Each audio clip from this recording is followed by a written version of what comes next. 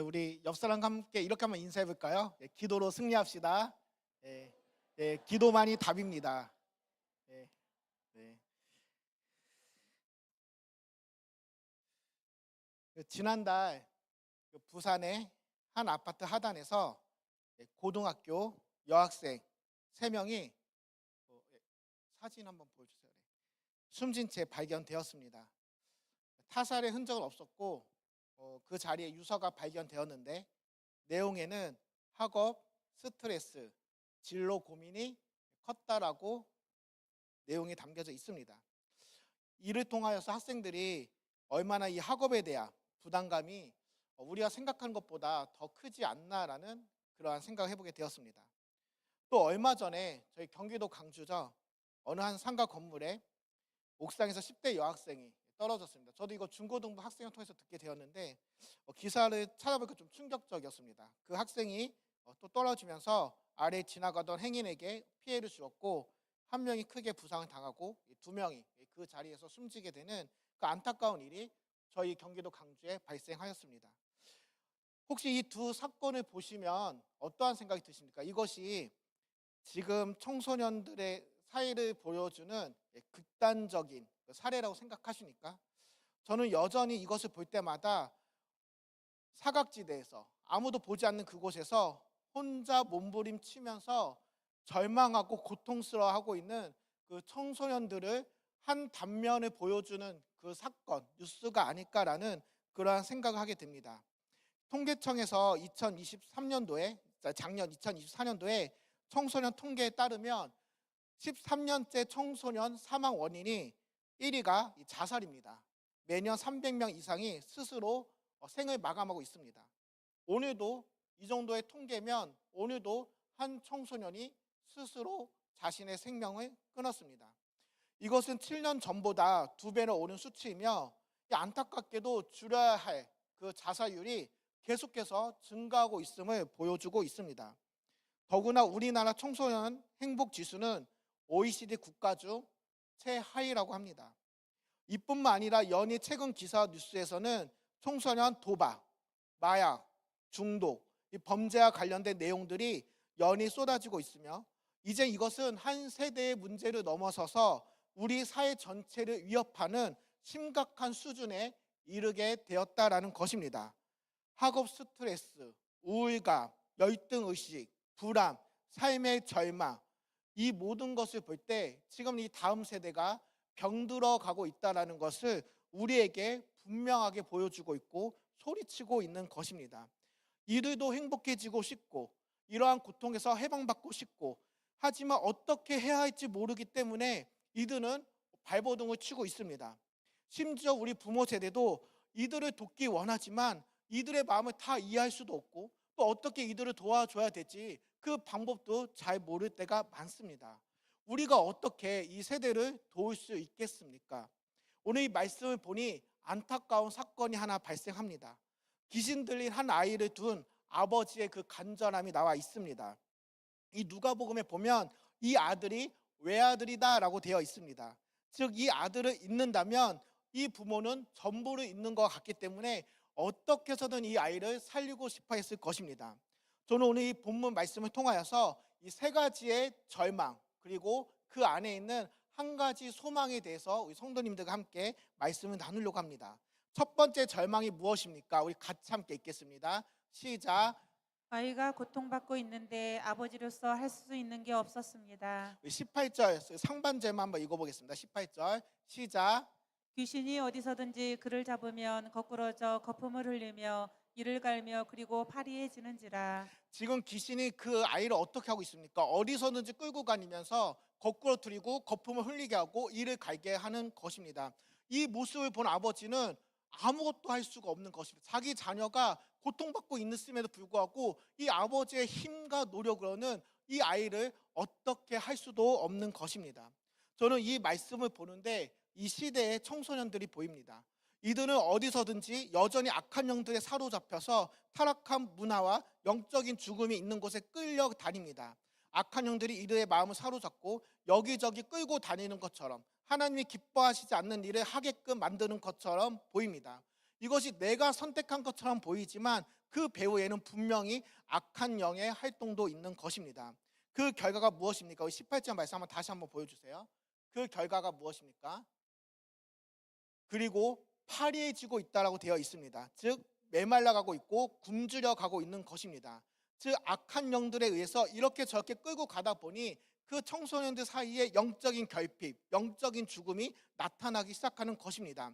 예수님께서 말씀하셨습니다. 사단이 이 땅에 온 것은 우리를 도둑질하고 멸망시키고 빼앗고 죽이려 왔다라고 말씀하고 있는 것입니다. 즉 점차 이 청소년들이 영적으로 죽어가고 있는 것입니다. 두 번째 절망이 무엇입니까? 두 번째 절망 같이 한번 읽어보겠습니다. 시작. 네, 두 번째 절망 띄워주세요.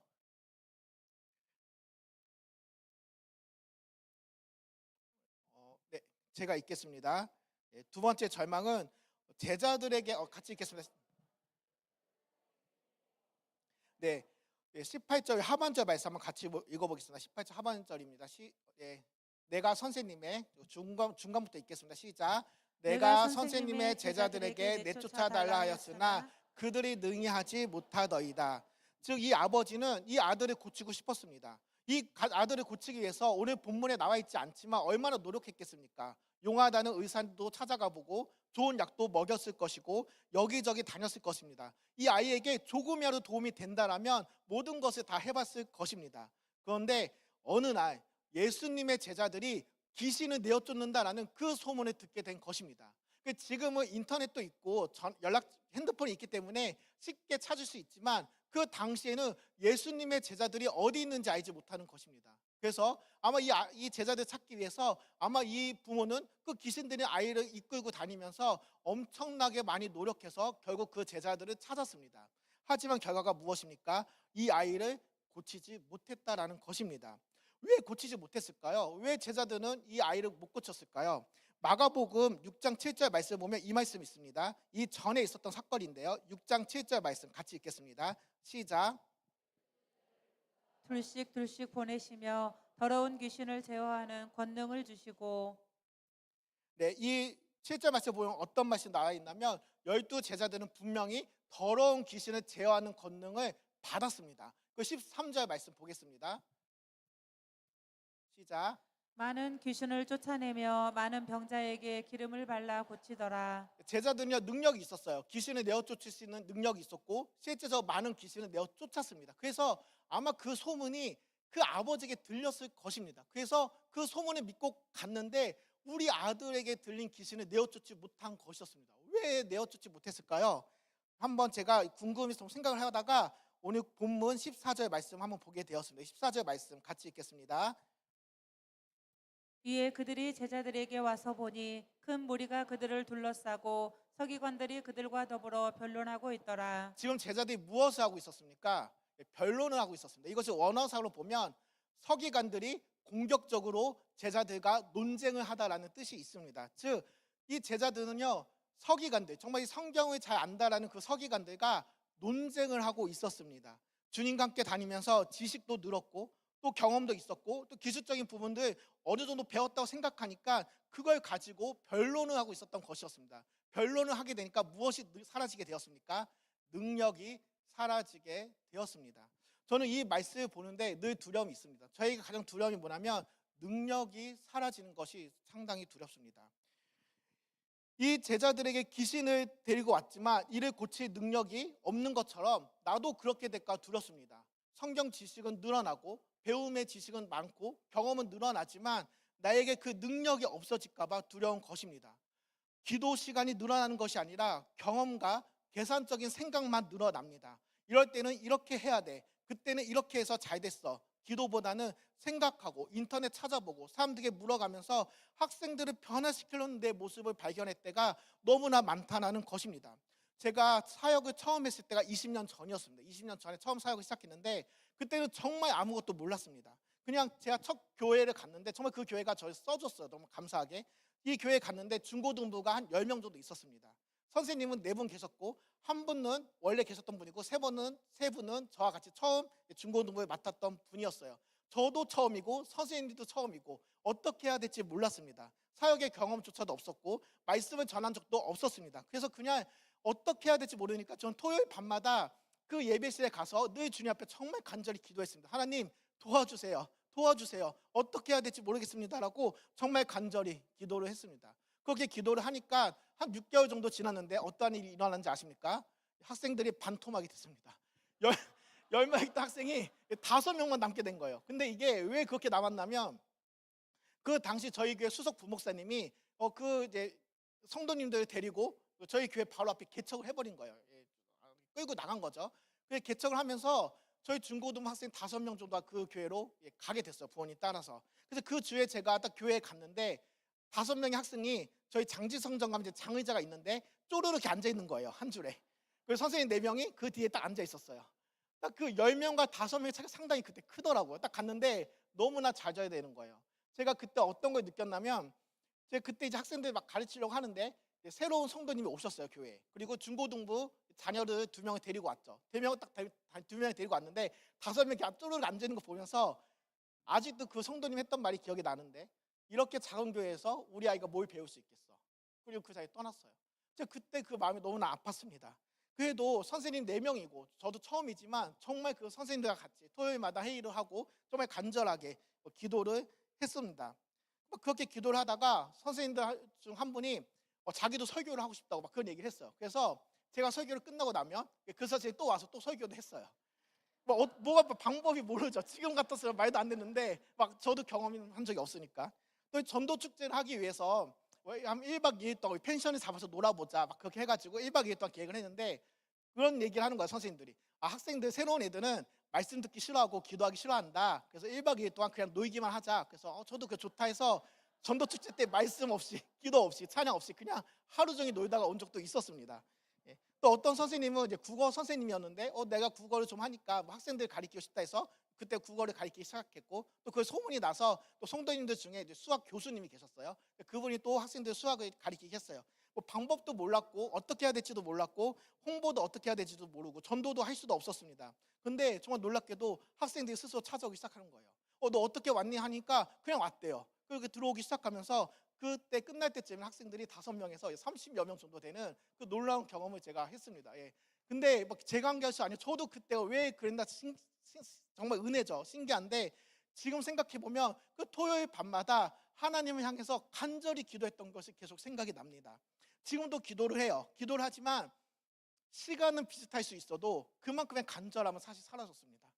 어느 정도 기도는 하지만 사실 이제 경험도 쌓이고 머리도 커지고 이제 지식도 많이 있으니 그냥 기도를 해야겠다는 그 의무감만 생기고 그 간절함이 지금 사라지니까 저도 스스로 참 많이 괴로울 때가 있습니다. 성도님들 꼭 기도해 주십시오. 저를 위해서 또 우리 교사분들을 위해서 다시 그 간절함이, 물론 교사분들은 간절함이 있을 수 있지만 저를 위해서 간절함이 회복될 수 있도록 기도 부탁드립니다. 특히 중고등부 자녀여도 부모님들 꼭 기도해 주세요. 예. 자, 3번째 절망이 무엇인지 한번 보도록 하겠습니다. 3번째 절망. 예. 예수님께 데려왔지만 아버지에게 소망이 없었습니다. 네, 21절, 22절 말씀 한번 보도록 하겠습니다. 같이 읽어주세요. 예수께서 그 아버지에게 물으시되 언제부터 이렇게 되었느냐 하시니 이르되 어릴 때부터니이다. 귀신이 그를 죽이려고 불과 물에 자주 던졌나이다. 그러나 무엇을 하실 수 있거든 우리를 불쌍히 여기사 도와주옵소서. 이 아버지가 예수님께 어떻게 대답합니까? 예수님 무엇을 하실 수 있거든 우리를 불쌍히 여기사 도와주옵소서 얘기합니다. 예수님 무엇을 하실 수 있거든. 저는 이 말씀을 보는데 그 아버지의 마음에 이해가 됩니다. 이 아이가 어릴 때부터 이렇게 되었습니다. 이 아버지가 이 아이를 살리기 위해서 얼마나 노력했겠습니까? 용하다는 의사, 좋은 약 다 써봤지만 아무런 소용이 없었습니다. 귀신을 내어 쫓는다는 그 제자들에게도 데려가 봤지만 제자들조차 그 아이를 고칠 수 없는 것입니다. 모든 것이 다 낙심되고 모든 것이 다 헛되다라고 느꼈을 때였습니다. 예수님께 나아가자 예수님을 향한 기대조차 없는 것입니다. 내가 교회를 다녀도 아무 변화 없던데, 기도를 해도 아무 소용 없던데, 예수님을 믿어도 변화되지 않던데, 그런 마음으로 간 것입니다. 그냥 무엇을 하실 수 있거든이라는 말은 되면 좋고 안 되면 말고 그냥 조금이라도 더 유익되게 뭔가 좀 해주세요라는 그 믿음 없는, 소망 없는 소리였던 거였습니다. 혹시 우리도 하나님 앞에 그렇게 기도하지 않습니까? 기도를 통해서 응답되면 감사하고 안 되면 말고라는 식으로 그러한 마음으로 우리가 주님 앞에 나아가지는 않습니까? 이런 것들이 내 삶에 하나님의 능력을 맡고 있는 것입니다. 우리가 기도를 할 때에는 반드시 주실 것을 믿고 기도해야 되는 것입니다. 그리고 이 아버지의 세 번째 절망이 무엇입니까? 오랜 싸움으로 인하여서 너무나 지쳐있다라는 것입니다. 그냥 무엇이든지 해주세요. 그냥 좀 도움이라도 주세요라고 그렇게 주님 앞에 나아가는 것입니다. 제가 이 세 가지 절망에 대해서 다시 한번 정리하도록 하겠습니다. 첫 번째, 같이 읽겠습니다. 시작. 아이가 고통받고 있는데 아버지로서 할 수 있는 게 없었습니다. 두 번째입니다. 제자들에게 데려왔지만 제자들도 할 수 있는 게 없었습니다. 세 번째입니다. 예수님께 데려왔지만 아버지에게는 소망이 없었습니다. 이 본문에 나타난 이 아버지가 겪고 있는 세 가지 절망입니다. 근데 여기에 한 가지 소망이 있습니다. 그 소망이 무엇입니까? 그 한 가지 소망이 있기 때문에 이 아이를 살릴 수 있었습니다. 자, 한 가지 소망 같이 읽겠습니다. 시작. 포기하지 않았습니다. 이 아버지는 포기하지 않았습니다. 어릴 때부터 이 아들이 귀신 들렸음에도 불구하고 거꾸리낌이 당하고 이를 가라고 물과 불을 다닌다 할지라도 아버지는 이 아이를 포기하지 않았습니다. 내버려 두지 않았습니다. 그냥 이 아이들 그냥 그 귀신 들린 채로 가만히 두지 않았습니다. 어떻게 해서든 고쳐보려고 했습니다. 제자들이 이 아이를 고칠 수 없는다 할지라도 포기하지 않았습니다. 어떻게 해서든 이 아이를 낫게 해달라고 간절하게 구했습니다. 심지어 예수님께서 23절에 할 수 있거든이 무슨 말이냐라고 책망받을 때에도 이 아버지는 포기하지 않았습니다. 어떻게 예수님께 이야기합니까? 24절 말씀 같이 읽겠습니다. 시작. 곧 그 아이의 아버지가 소리를 질러 이르되 내가 믿나이다 나의 믿음 없는 것을 도와주소서 하더라. 예수님이 할 수 있거든이 무슨 말이냐라고 얘기했을 때 아버지의 반응은 무엇입니까? 소리를 질렀습니다. 막 소리를 질렀겠죠. 내가 믿나이다라고 소리를 질렀습니다. 왜 이 아버지가 그렇게 소리를 질렀을까요? 두려움이죠. 예수님이 거절하실까 봐, 예수님이 떠나실까 봐, 내가 얼마나 고생했는데, 내가 얼마나 고통스러운데 내가 이 고통을 또 어떻게 참아. 그 두려움 때문에 소리 지르면서 내가 믿나이다라고 외쳤던 것이었습니다. 예수님께 나의 믿음을 없음을 도와달라고 엎드리기 시작한 것이죠. 내 자존심까지 버리면서까지 어떻게 해서든 이 아이를 살리고 싶었습니다. 이 아버지는 포기하지 않았습니다. 결국 예수님께서 어떻게 말씀하십니까? 25절 말씀 같이 읽겠습니다. 시작. 예수께서 무리가 달려와 모이는 것을 보시고 그 더러운 귀신을 꾸짖어 이르시되 말 못하고 못 듣는 귀신아 내가 내게 명하노니 그 아이에게서 나오고 다시 들어가지 말라 하시매. 예수님께서 예수 그리스도의 명하노니 악하고 더러운 귀신아 저 아이에게서 나오라라고 말씀하실 때 이 아이가 심히 경련을 일으키고 나가는 것을 오늘 본문 말씀에서 보여주게 됩니다. 온전하게 된 것이죠. 악한 영은 그에게서 떠나가게 된 것입니다. 27절 말씀 보니 이렇게 되어 있습니다. 27절 말씀 같이 읽겠습니다. 시작. 예수께서 그 손을 잡아 일으키시니 이에 일어서니라. 악한 영은 그를 쓰러뜨리고 넘어지게 하고 거꾸러뜨리게 하지만 예수님 어떻게 하십니까? 일으켜 주시고 손을 잡아 주시고 인도해 주신다는 것입니다. 그 전까지는 악한 영이 그 아이를 끌고 다녔다면 이제는 예수님이 그 아이의 손을 일으켜 잡고 예수님의 손에 붙들리면서 나아가게 될 것을 우리에게 보여주고 있는 것입니다. 이 아버지는 이 아이를 살리려면 어떻게 해야 할지 몰랐습니다. 살리고 싶은데 방법을 몰랐습니다. 그러니까 절망적인 상황 가운데 너무나 낙심해져 있었습니다. 하지만 이 아버지의 한 가지 소망은 무엇이었냐면 그 아이를 포기하지 않았다라는 것입니다. 포기하지 않으니 오랜 시간이 걸렸다 할지라도 결국 이 아이는 치유되고 회복되고 완전하게 되었다라는 것입니다. 우리가 이 다음 세대를 살리기 위해서는 무엇이 필요합니까? 어떤 사람은 그럴듯한 전략을 이야기합니다. 막 많은 책들을 가져와서 이렇게 해야지 살릴 수 있다라고 이야기를 합니다. 어떤 사람은 자신의 경험을 이야기합니다. 어떤 사람은 자기가 배웠던 지식을 이야기합니다. 하지만 이보다 더 확실하고 중요한 방법이 있습니다. 이 방법은 예수님께서 우리에게 가르쳐 주신 방법입니다. 그 방법이 29절에 나와 있습니다. 같이 읽겠습니다. 시작. 이르시되 기도 외에 다른 것으로는 이런 종류가 나갈 수 없느니라 하시니라. 예수님께서 말씀하셨습니다. 기도 외에는 다른 것으로 이런 종류가 나갈 수 없다는 것입니다. 기도할 때 이 일이 일어난다라는 것입니다. 할 수 있거든이 아니라 주님이면 모든 것을 할 수 있다는 그 믿음을 가지고 기도하기 시작할 때 아무리 좋은 전략과 계획이 있다 할지라도, 아무리 지식이 있다 할지라도, 아무리 경험이 있다 할지라도 이 기도가 없다면 아무런 의미가 없다라는 것입니다. 우리는 다음 세대를 살릴 수가 없습니다. 이 아이가 그 영적인 죽음대로 내버려 둬야 하는 것입니다. 제가 이 다음 세대에도 성령이 임하면 어떠한 일이 일어나는지를 사도행전 2장 17절에 이렇게 보여주고 있습니다. 사도행전 2장 17절입니다. 같이 읽겠습니다. 시작.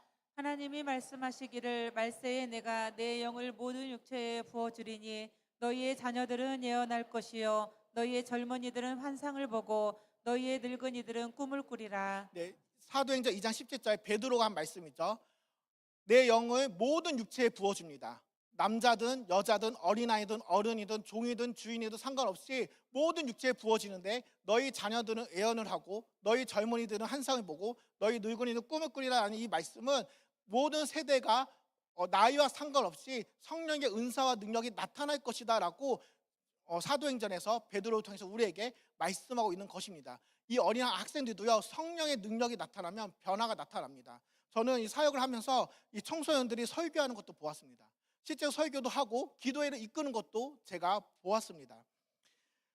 심지어 어떤 학생들은 처음에 그 점심시간에 3명이 모여서 음악실에 모여가지고 학교를 위해서 기도했습니다. 근데 처음에 3명이 모였던 그 기도 모임이 점차 확산이 돼가지고 그 음악실에 학생들이 들어올 수 없을 만큼 그 점심시간만 되면 그 학교를 위해서 기도하는 기도 운동이 일어났습니다. 그리고 그 학생 중 한 명이 저에게 찾아왔어요. 목사님, 우리 학교가 변화되었어요. 그래서 뭐가 변했는데? 라고 물어보니까 그 친구가 그런 이야기 했어요. 목사님, 이제 학교에서 학생들이 성경을 보기 시작해요. 이 아이들의 기도를 통해서 3명이었지만 많은 학생들이 정말 그 학교를 변화시키고 기도를 통해서 영향력을 발휘하는 것을 제가 경험하기 시작했습니다. 또 이건 제가 들은 얘기인데 어떤 학부모님이 이 아이를 수련회에 너무나 보내고 싶으니까 너 수련회 갔다 오면 내가 좋은 운동화 사줄게 라고 해서 수련회를 보냈어요. 그래서 이 아이가 이제 힘들게 왔는데 목사님도 알죠. 이 아이가 정말 힘들게 왔다는 걸. 근데 이 아이가 예배 시간에 자꾸 딴짓하고 막 말씀도 잘 안 듣고 그렇게 끝나버린 거예요. 그래서 정말 아쉽다. 이 목사님 참 안타깝다라고 생각했는데 그 어머님이 그 아이를 수련회 보내놓고 계속 3일 반낮으로 교회에 와서 계속 기도를 했죠. 이 아이를 변화시키기 위해서. 계속 기도를 하는데 이 아이가 저녁에 끝나고 친구들끼리 요즘은 그런 거 하지 않는 것 같은데 무서운 이야기 했나봐요. 무서운 이야기. 막 귀신 이야기 하다가 자기네 너무 무서워서 그때 자기네끼리 막 기도를 하기 시작했어요. 무서우니까 막 기도를 하기 시작했는데 그때 성령이 임해가지고 이 학생들의 변화가 일어났던 것을 제가 다른 목사님 통해서 들은 거예요. 들은 적도 있었습니다. 또 왠지 제가 경험한 건데 어떤 아이는 수련회 때 성령이 임하고 나니까 뭐 방언이 임하는 것들은 제가 많이 봤고 예언인지 뭐 지식인지 모르겠지만 그 어떤 은사가 임해가지고 그 학생들을 볼 때마다 하나님이 주신 마음이 생각이 나는 거예요. 두 학생이. 그래서 그 두 학생들 만나고 다니면서 은밀한 것도 얘기하기 시작하는 거죠. 하나님께서 너에게 너의 가정 가운데 또 너의 삶 가운데 너 이거 고민하고 있는데 하나님께서 이거 반드시 회복시켜 주시고 너를 통해서 어떤 일이 일어날 거라는 것을 얘기하고 막 다니면서 기도해주고 서로 울면서 기도해준 것도 제가 보게 되었어요. 이거 학생들 능력이 아니라 성령이 임하니까 그런 역사가 일어나게 되는 것이죠. 저도 처음 교회 사역을 시작했을 때 5명의 학생들이 있었지만 그 중에 한 명이 지체가 있었어요. 정신적으로. 근데 그 아이에게 아직도 저에게 연락이 와요. 20년 지났지만. 근데 아직도 저희 전도사님이랑 얘기를 해요. 제가 목사님 됐다고 얘기를 했는데 너 전도사님 전화를 하는데 전도사님 저 정호예요. 그리고 짧게 얘기하죠. 뭐 오늘 교회 청소했어요. 우리 엄마 뭐 식당 봉사했어요. 저 학교 갔어요. 그렇게 하고 다 끊어요. 끊고 막 제가 바쁘고 전화를 못 받을 때가 있잖아요. 그러면 전화 안 받으면 카톡이 와요. 뭐라고 카톡 오냐면 안영훈 이름 3글자. 긴장돼요. 그것도 다시 무서워서 또 전화도 하고 무슨 일 있었냐 하는데 아직도 전화 오고 제가 너무 사랑하는 제자인데 그 아이 집에 제가 신방을 갔었어요. 부목사님 따라서 제가 전도사 때 신방을 갔는데 그 정호가 없는 거예요. 거기 집에. 그래서 제가 집사님께 물어봤죠. 집사님 정호 어디 있어요? 라고 물어보니까 정호를 이렇게 방에 불러내는 거죠. 정호야 너 나와봐. 말을 잘 못해요. 정호야 나와봐 하니까 그 아이가 나오는데 아직도 기억에 나는 것 중 하나가 저 눈물이 되게 글썽글썽하고 얼굴이 너무 환하게 빛나면서 오는 거죠. 그래서 무슨 일 있었어? 라고 물어보니까 그 집사님이 어떤 이야기 했냐면 정호가 언제인지 모르겠는데 성령 받은 것 같아요. 그래서 2시간씩 찬송가 1장부터 500장까지 한음으로 다 불러버리고 그렇게 기도를 한다는 거예요. 2시간씩 그렇게 한다고 하는데 제가 그때 처음 알았어요. 물론 이게 차별하는 것이 아니지만 그때 제 무지함으로 처음 알았던 게 지금 정신적 지체도 성령의 충만이 임할 수 있구나라는 것을 그때 제가 처음 알았습니다. 물론 이건 그때 제가 처음 깨닫게 된 거죠. 하나님의 역사에는 정말 제한이 없음을 제가 그때 알게 되었습니다. 여기 마지노선이라는 말이 있어요. 마지노선. 이것은 뭐냐면 이 선을 지키지 못하면 무너진다라는 거죠. 우리나라 6.25 전쟁 때도 이 마지노선이 있었어요. 예. 낙동강 방어선이죠. 이거 무너지면 우리나라는 함락되는 거였어요. 여기를 지키지 못하면 우리나라는 무너집니다. 제가 오늘 중고등부 교역자고 또 오늘 중고등부 수련회 전에 설교를 하잖아요. 중고등부가 마지노선이라고 생각해요. 왜냐하면 유년부나 유치부는요, 부모님의 말에 교회에 끌려갈 수는 있어요. 하지만 중고등부 때부터 갈등이 일어나기 시작합니다. 엄마, 나 교회 가기 싫어. 나 교회 왜 다녀야 되라고 그때부터 갈등이 일어나기 시작해요. 그때 주님 만나지 못하고 그때 신앙하지 못하면, 신앙생활 경험하지 못하면 청년 때 그때 떠나게 되더라고요. 그래서 저는 정말 이 중고등부가 신앙의 마지노선이라고 생각합니다. 그 마음으로 신앙합니다. 여기서 주님 못 만나면 끝난다. 그래서 저에게 있어서 수련회는 너무나 중요한 거죠. 그래서 어제 막 선생님들한테 얘기해서 기도하라고 그렇게 얘기할 만큼 너무나 중요합니다. 예, 아유, 네, 괜찮습니다. 제가 너의 눈물이 많아요. 예, 눈물이 많습니다. 예. 저는 이 아이를 살리고 싶어요. 예. 근데 이 아이를 살릴 수 있는 건 기도밖에 없습니다. 그래서 오늘 말씀 제목이 다음 세대를 위해서 기도해 주세요라는 제목입니다. 성도님들의 기도가 필요합니다. 이 아버지처럼 간절한 기도가 필요해요. 오랜 시간 포기하지 않았던 그 아버지의 심정, 정말 그 심정이 오늘 그의 주님의 마음이고 또 우리의 마음이 되어야 합니다. 할 수 있거든이 무슨 말이냐, 되면 좋고 안 되면 말고 그런 식의 기도가 아니라 오늘 우리가 이 마지노선을 정해서 이 기도로 내가 반드시 승부를 보겠다라는 그러한 심정을 우리가 주님 앞에 나가기 원합니다. 우리가 마지노선을 정합시다. 응답할 때까지 포기하지 말고 이거 지키며 싸워야 합니다. 기도의 자리는 반드시 지켜야 합니다. 이거 물려주면 사단이 그것을 점령해 버립니다. 그 시간에 점령해 버려요. 그래야 우리가 정말 이 마지노선을 지켜야지만 다음 세대가 살 수 있는 것입니다. 하나님께서 이 왕성교회에 청소년들을 보내주기 시작할 것입니다. 성도님들, 우리는 그러한 능력을 이미 받았습니다. 제자들처럼 우리는 귀신을 내어쫓을 수 있는 능력을 받았어요. 이들을 반환시킬 수 있는 능력이 우리 안에 있습니다. 우리가 왕성교회 성도님들에게 이미 그 능력을 주셨습니다. 제가 오늘 이 말씀하고 마치도록 할게요. 오늘 말씀이 좀 의외로 길었지만 제가 중고등부 설교 때 이런 얘기를 했습니다. 하나님은 전능하시다. 전능하시다는 것은 능력이 많다는 것이 아니다. 전능하다는 것은 오늘 이 우주를 사라지게 할 수도 있고 내일 이 우주를 다시 살릴 수 있는 분이 바로 하나님의 전능하십니다. 하나님의 전능하시 앞에 우리의 약함은 아무런 의미가 없고 우리의 강함도 아무런 의미가 없다. 하나님의 전능하시 앞에 이 모든 것은 아무것도 아니다라는 그런 말씀했습니다. 그러면서 우리가 하나님의 전능하심에 의지하여 같이 기도하고 하나님의 전능에 의지하여서 우리가 살아가자라는 그러한 제가 내용을 전달했습니다. 오늘 제가 그 마음으로 우리 성도님들에게 얘기하고 싶습니다.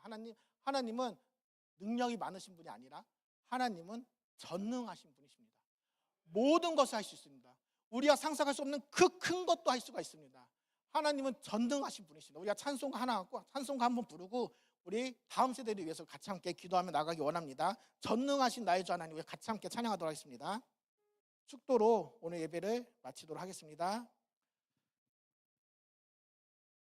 이제는 우리 주 예수 그리스도의 그 큰 은혜와 우리를 아낌없이 사랑하시는 하나님의 한없는 사랑과 하나님의 전능하심을 사모하며 다음 세대를 위해서 기도하고 희생하고 헌신하는 우리 교육자들과 선생님들과 모든 성도님들의 머리 위에 이제부터 영원까지 함께할지어다.